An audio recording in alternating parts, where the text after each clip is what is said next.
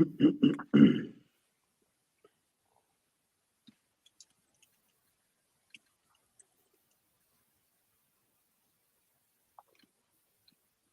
everyone, welcome to Sorwe webinar. We are here with our Sorwe expert series one more time again with Sara Sabin and a great guest this time, Alex Bane from Tax Studio. We're gonna be talking about three main practices to build a high performance team culture. We know that making sure that high performance sustains all year long is very, very critical. And from the best practices and from an agile perspective, we're gonna be hearing the experiences of Alex today with the moderation of Sara. Sara, you have been with us for the second webinar. You have extensive experience helping organizations, making sure that they achieve high performing culture. You have been executive and team coach for many years. We would love to hear your moderation today. And Alex, you are leading Tax Studio for more than 20 years now. You have an amazing team. I heard just before this webinar from you, and you had this amazing, engaging team culture. And I'm sure we're gonna hear a lot more how you nailed it, how you're achieving this continuous success. So welcome you all. Thank you so much for coming today. At Sorwe, we are trying to spread best practices on what we see in the sector, how employee experience can lead to high performance. So we are trying to spread more and more examples through our webinars. Welcome again. Okay, thank you so much for the introduction today, Begum, and thank you for inviting me to moderate today. So as Begum said, I am an executive and team coach for high-performing leaders and their teams. And I am excited today to be talking about 3 best practices for building a high-performance team culture with Alex Bane. So Alex, over to you to introduce yourself. Thanks, Sara and Begum. Great to be here today. Excited for the chat ahead. So I'm Al. I'm the one of the founders and chief business officer here at Tax Studio. We're a strategic brand design agency collaborating with global businesses and brands. And it's our driving belief that brands that fail to make the mark on a memory are headed for obscurity. And because of that, we've got like an obsession to create unforgettable design across every touch point for the world's most culturally significant companies. And culture is at the heart of everything we do. So excited for the chat ahead. Thanks very much. And, you know, I just want to flag the point that you have been in business for over 20 years. So you're in your 22nd year, and that in particular makes me really excited for you to share your wisdom today. So straight into the heart of what we're talking about, Al, what is your first tip for best practice? So I think first tip for best practice is something that we did at the very heart and the start of our business. So it was around setting values. Because what that did was it gave us a set of North Stars which we can all align to and subscribe to from the very first day when it was just 3 of us, right through to currently where we're sitting in our mid-40s in multiple studios and liaising with businesses globally all around the world. And I think that was a very important it's kind of something that shouldn't be undervalued. And it's something often lots of businesses do as they evolve and progress. And ironically, it's something that we help businesses do and develop and review in their own right for brands in their own portfolios right now. But I think the 3 of us, when we set up business all those years ago, specifically, you know, we'd all come to the table. You know, we're 3 people that have known each other for over 30 years now. we all went to college together, so we know each other really well. So we know like what makes us tick, and and what allows us to remain great friends as well as great working companions. So I think the other thing, up to the point that we started the business, we'd all had experience in working in other places and different environments and under different leadership. And I think one of the driving forces that helped us, want to be slightly different in this arena and set ourselves apart was the fact that we wanted to create somewhere that not just that we were proud of from a commercial point of view and the quality and the excellence, the design delivery, but actually making it somewhere that we're proud to work within and have other people to join us on that journey. So we kind of like scribed out these three like founding values right at the very start of what we did, and they've stayed with us all this time, and that's quite an achievement in itself, the fact that we had that clarity. But it's just based on truths and behaviors, right? So it's things that we should have kind of like already built into our own DNA. So these, the way that we talk about them, they're not just words on a page. They need to be like form our way of life, and because of that, they then continue to foster our culture.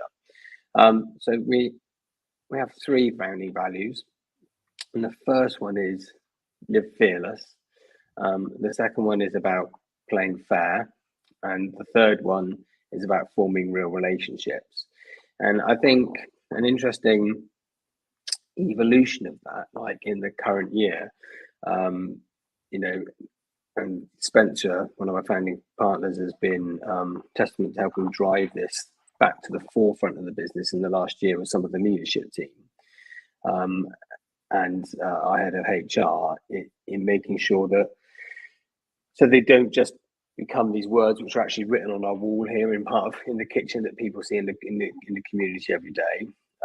We get everybody to sign up to a code of conduct, actually, and that code of conduct is these three values, and we explain a little bit more about each of them. So live fearless, we say, live fearless is about the fact that we want to encourage you to embrace the extraordinary. We want you to think bigger. We want you to seek to improve and step into the unknown and back yourself and be true to yourself, so people can really start to understand this. Play fair. We expect the team to do the right thing and treat others with respect. Champion their colleagues. Seek to assist and not obstruct. Give constructive feedback and be kind to yourself. And then formal relationships is about the fact that we ask everybody always to seek first to understand, collaborate without ego, bring joy, say no when you need to, and take responsibility and be aware of your impact. And by getting everybody literally within the business to sign up to this, it becomes something I think it becomes even more important. It's not just something we've given somebody or given something so they can start to understand. This is, the marker of it, how we expect everybody to behave and be accountable for. And that has huge positive effect, but it also becomes a bit of a yardstick so we can all check ourselves, because, we're human beings, we're all fallible. And occasionally, like these erratic thoughts enter our minds and, maybe persuade us to think differently. But often then, someone can come up to us and say, hey, do you play fair right now? And this isn't just internally, this is outwardly facing. This is with our clients. These are with our partners that we bring in to deliver the capabilities. These are with everybody that passes through on our transient journey. So it's something which we set a flag in the ground all those years ago, and we live and stand by it right now. It's super important, and I think if more people kind of had that clarity in businesses, it would really help. I couldn't agree more. It's one thing having values on a wall, as you say, and it's quite another having values that you actually live every day. And I'm glad that you raised the point around, well, we actually have markers for each value, because otherwise they're just kind of intangible statements. So you're trying to make the intangible tangible to make it easier for people to live those values every day. And I know sometimes when you have that value-driven culture, which is one of the things that helps to maintain high performance, sometimes you need to protect that culture. So sometimes you need to make tough decisions to really reinforce those values internally and externally. So I'd love it if you could share an example of when you've had to protect those values. Yeah, I think protecting those values is ultimately how the team can judge our own beliefs and the authority that we put behind these. Because if we didn't stand by them, then, like you say, they're worthless, right? And I think there's two different impacts of looking at protecting the team. One is an internal point of view, and one is from an external point of view. And so I think a bigger impact would be to look at like how that's an external effect on the business. Okay, so as a business, we all need clients, right? Clients are the heart of what we do, and we're very proud of all of the relationships that we've got with our clients. It's the thing that is the lifeblood that runs through us. And the other thing I think that we're very proud of is the fact that we've got some incredible tenureship with the relationships of all of our clients. It's something we're very proud of.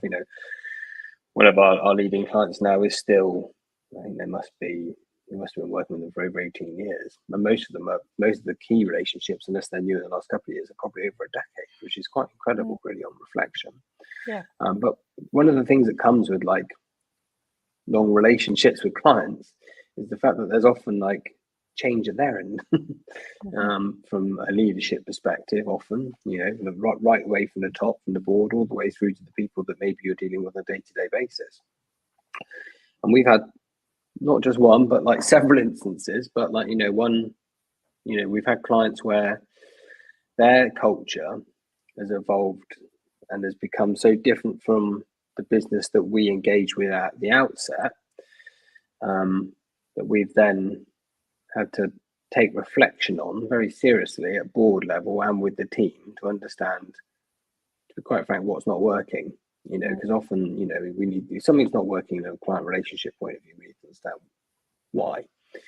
Because we need to fix it, because we're a business, right? So things happen and things drift apart. But we've had, unfortunately, I say unfortunately, actually, this is a positive outcome, where we've highlighted that actually the points at play and the issues and the challenges we're facing aren't anything to do with us. They're actually to do with behavioral or commercial challenges within the client. So we always seek to understand what's going on, and maybe set up some calls with that client and understand what's going on, and understand why are those behaviors coming from that business in that way, and is there opportunity to evolve and change and optimize, or be better, so everybody can have a better journey and outcome. But sometimes and occasionally you realize that the driving behaviors or the commercial ambitions affecting those aren't going to change. So there's two options in that point. One is we suck it up, to be quite frank, and we've tried that, and the negative outcome of that is the fact that it affects our people. And then that starts giving people, which are, to be quite frank, don't want to come into work every day. They're very upset. They're having to deal with people which are not nice to deal with. So then there's a bigger question ahead of is the effect beyond the revenue bigger than the value of that?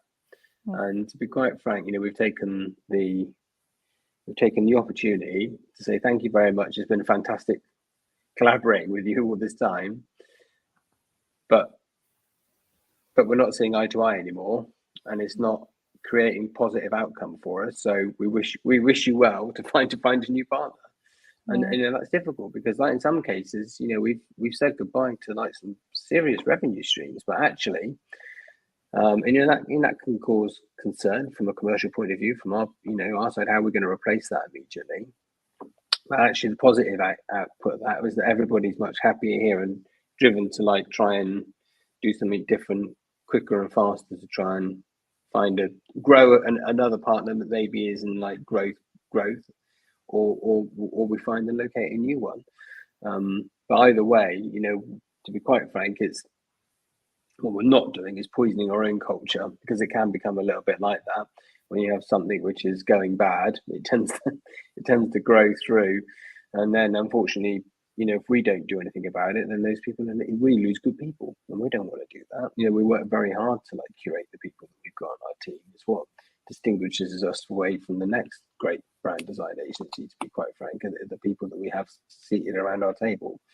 So I think there's been lots of different occurrences for that, and there's been different reasons as well from a client perspective. Some of it's about like is about commercial aspiration, so we can't bend and change that. So we either have to agree that we're not aligned to like that thinking, or like sometimes, unfortunately, you have some people which just aren't great to work with, and they're not going to go anywhere. So,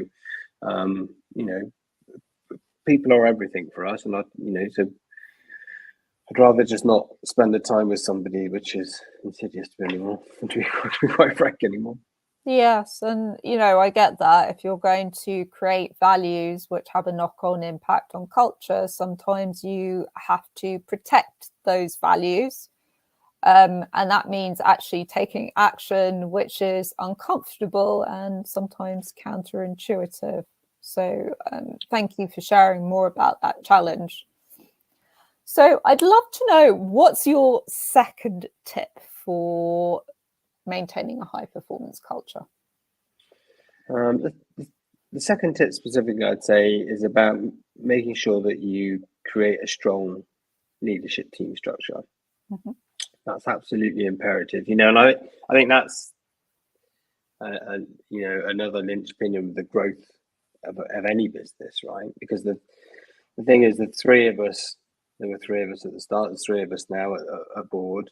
We started off 20 years ago, plus doing everything. Mm-hmm. Getting the work, finding the work, building relationships, doing the work, getting on the road, getting on the planes, trains, doing the teas and coffees, doing everything. We've grown up very, very hands-on. And as you start to grow a business as capacity allows you to do so, you start to build and curate teams under different disciplines. And the three of us as roles here have actually got quite clear and defined roles. So Ryan is now like CEO, like heading up the operation and commercial side of the business, and Spencer's in charge of curating the creative commercial output of the business, and I help steer and lead the actual business itself with regards to the relationships we have and the opportunities globally that we can align ourselves with. So you start to like nestle different people into different teams, and as you start to grow, you need to lead those people. So obviously the values fold into that, but there becomes a point where actually you need to step away to do exactly what it is you're best at specifically, rather than doing, it's like juggling, isn't it? You can, sometimes you're able to juggle like 6, 7, 8 balls, but actually you can be much more efficient if you're juggling just 2 or 3. Mm-hmm. And making sure you get people in to help you do some of the management of those tasks and lead the team below you. So we've been very fortunate over the years in curating a leadership team, and all of that team in itself are all heads of different aspects of the business themselves. So they have individual roles which they have capability for, and then they come together collectively to run the operational side of the business with Ryan. But I think the entire business also understands that this collective here are the people which are making the day-to-day show run, to be quite frank. They're the ones that are making sure the machine is well oiled and moving in the right direction. And you know, I like the fact that you've brought up that everyone works within their zones of genius. You can try and do everything, but you can't do everything to a very high quality level. So essentially, when we're talking about growth and we're talking about high performance, it's the collective that will help you achieve that, not one individual person. So really putting thought into building out that leadership team and looking at as well, you know, the succession plan as people transition over time, not only in their roles, but for example, if the founders' roles change over time as well, is really important. And it's good to create that as early as you possibly can. Yeah, there's it's interesting because like you're exactly right. So like as a board, we've evolved quite distinctively in the last couple of years, moving into areas which hopefully we excel at specifically. But we've also then had to learn like to let go of stuff, to let people really lead in those roles, and help. And then that requires a very different skill set where you're helping to empower and educate somebody rather than direct them more, to be quite frank, because you need to be allowed to give them the room for growth to actually make and do the decisions. And you know, I often talk about the fact that with regards to destination, you know, a plan is only ever as good as the moment that it's launched. It changes immediately. So a way that I would often use to describe it is, if I'm going to go into a mountain, the quickest and the most effective way to do it would probably be halo in from the top, you know, out of the back of a plane, halo in, straight on the top of the peak. Done. Thanks very much. That's how I like to talk about business development. We get it done. It never turns out like that, but unfortunately, we normally have to like get the pickaxe out and traverse right around the side of the mountain all the way around until we eventually get there. But making sure that by empowerment of the leadership team is making sure that they also have maybe strong mentorship outside of the business as well. So like we have different mentors within our business currently. We have some very specific ones for the board with great and very accomplished business people that Ryan Spencer and myself check in with, like actually on a kind of a weekly basis, who are fantastic with really helping us like develop our own thinking and move us away from the day to day, so the business can start to really run itself in not by itself, but under the guidance of that leadership team. But then actually, you know, making sure that as a business, you know, we're always acutely aware that we're helping everybody evolve and be the best versions of themselves. So like, you know, that may mean that they need external mentorship or reflection points beyond the business, so again they can understand how to be the best versions of themselves, but then also how they can then liaise with ourselves as a board. You know, a lot of founder, owner operated businesses, dare I say it, have awkward founders, myself being one occasionally. But those are just intrinsic characteristics of any business, I think. But helping leadership teams being able to navigate that, so they can understand the opinion that we might have is born out of a thought or a reason, but giving them the ability and the strength and leadership to like challenge back in the right way if it's not right for the business. So I mean, there's kind of 2 points there. The first point is intentionally create that leadership team and structure and put them in charge of things that they are naturally good at. And the second point you raised is empowerment of that team. So almost going back to the way you describe values, there's no point in having a leadership team if they're not empowered to make decisions, move forward, etc. So that's almost a separate point. How do you empower your leadership team so that they grow, evolve, perform to the optimal? And perhaps that's your third tip, actually. So over to you.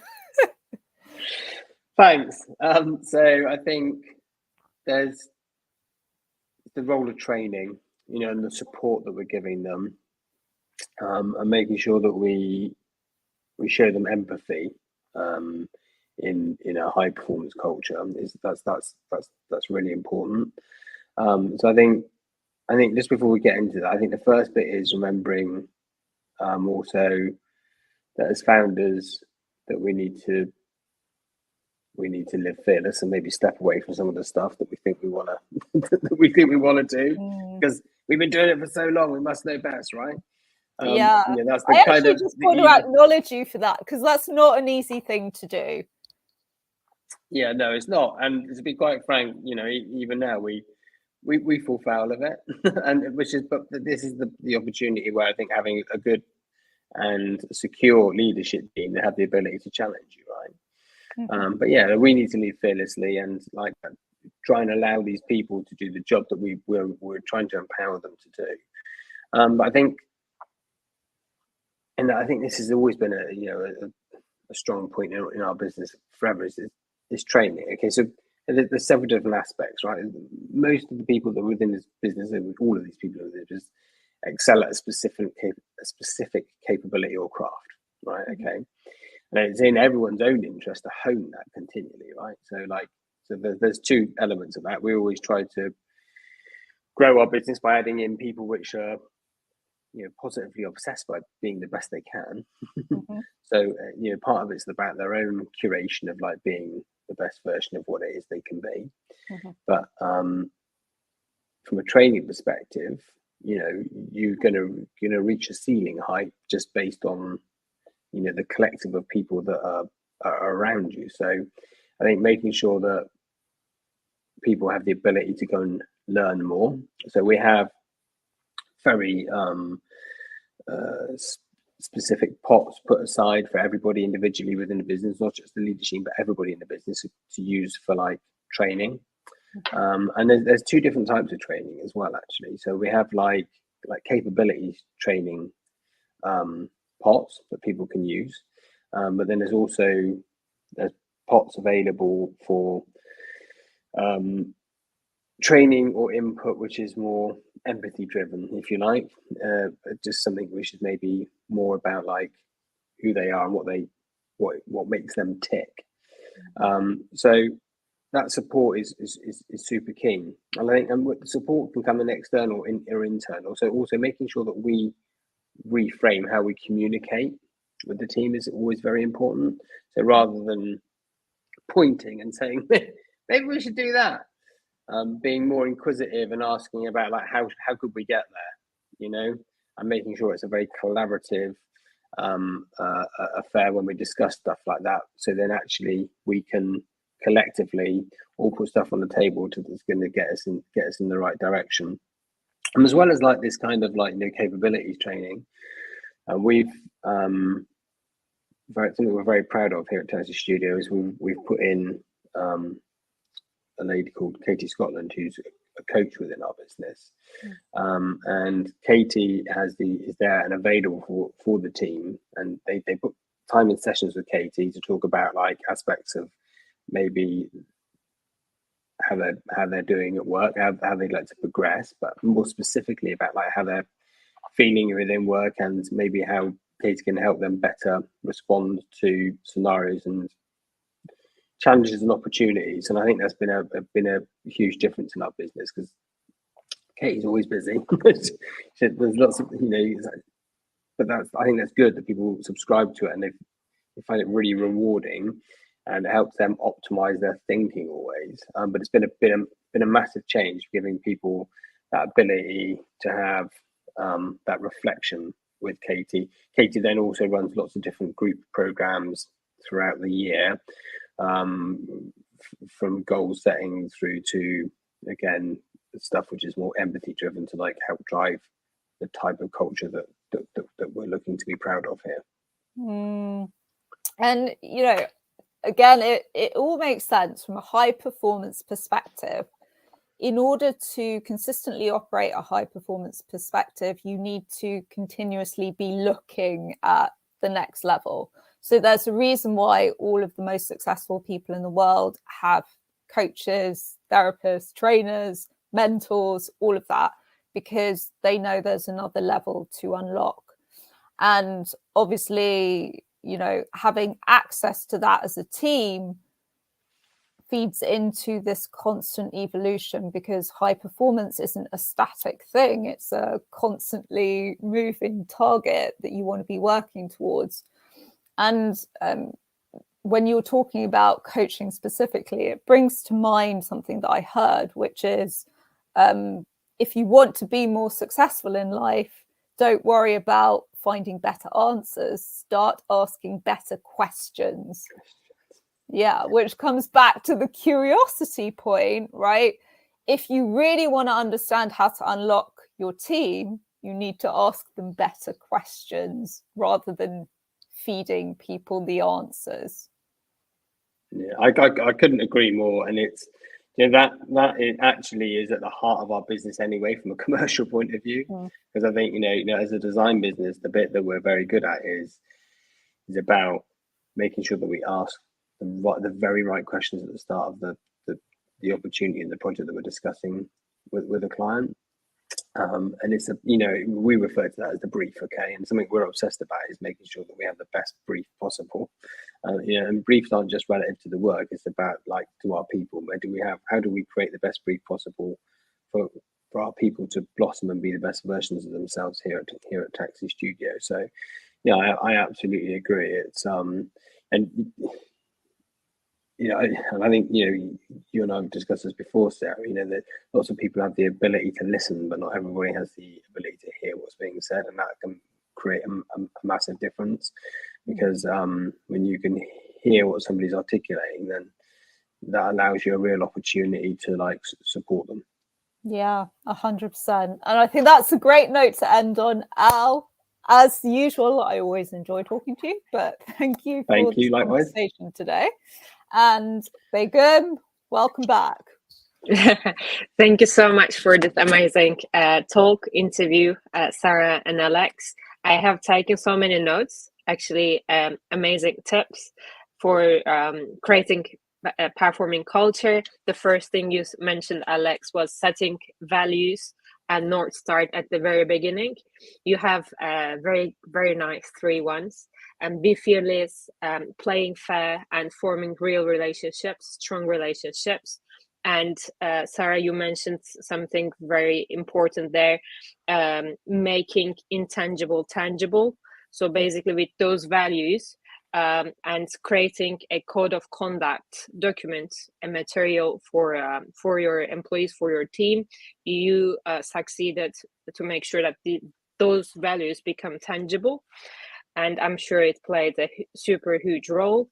The second one was about creating strong leadership teams and making sure the responsibility divisions are clear, and everybody can start working for the collective outcome accordingly. And we highlighted the importance of empowerment for the whole team, regardless of just the C-level. And finally, we touched upon the importance of continuous learning, and providing opportunities are highly important, so that everyone has access for their development, their training, and of course, communicating it also is very essential, not just making sure that the training is there, but also continuously mentioning about it and giving feedback. I think those 3 points were really amazing that would eventually form high performance culture in the companies. And Taxi Studio is doing great with those ones. Thank you so much again, Alex, for coming and sharing those tips with us. And thank you very much, Sarah, for moderating this beautiful call. Oh, it was my pleasure as well. Well, thank you so much. Thanks so much. Great to have you both. If you would like to learn a bit more about Sorwe, digital employee experience platform, please get in touch from info@sorwe.com. We are very happy to help about your employee experience, how you can transform on digital and provide a new generation employee experience to all employees while they stay in touch with your company. Also, you can create an engaging atmosphere and a continuous learning platform. Many thanks again, and hoping to see you soon and hear more about more tips. Bye. Thanks. Bye-bye. Bye-bye.